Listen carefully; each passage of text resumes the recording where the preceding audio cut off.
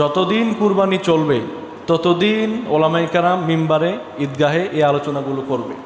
তো যাদের বয়স 50-60, আপনাদের এই আলোচনাগুলো একদমই মুখস্থ, কিন্তু আমাদের এই আলোচনাগুলো বারবার করতে হয়, কারণ নিউ জেনারেশন তো আসতেছে, আপকামিং জেনারেশন থেমে নাই, তো এরা শুনবে কোত্থেকে? এই জন্য আমরা যেমন ছোটোকাল থেকে শুনে শুনে বড় হয়েছি, এখন এরাও আবার শুনতে শুনতে বড় হবে, এবং এই কথাগুলো আমাদের চালু রাখা দরকার। কিছু কিছু এবাদত আছে যে এবাদতগুলো ইনফারাদি, ব্যক্তিগত আমল, আর কিছু কিছু এবাদত আছে যেগুলো সম্মিলিত আমল। যেগুলো সম্মিলিত আমল এগুলো হচ্ছে ইসলামের শিআর, ইসলামের নিদর্শন, ইসলামের ট্র্যাডিশন, এটা ইসলামের একটা ঐতিহ্য, প্রথা।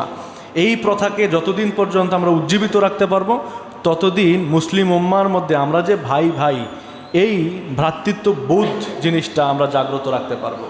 আর যখনই দেখবেন যে এগুলো চলে গিয়েছে, তখনই অপসংস্কৃতি এসে মুসলমানদের মধ্যে বাসা বাঁধে।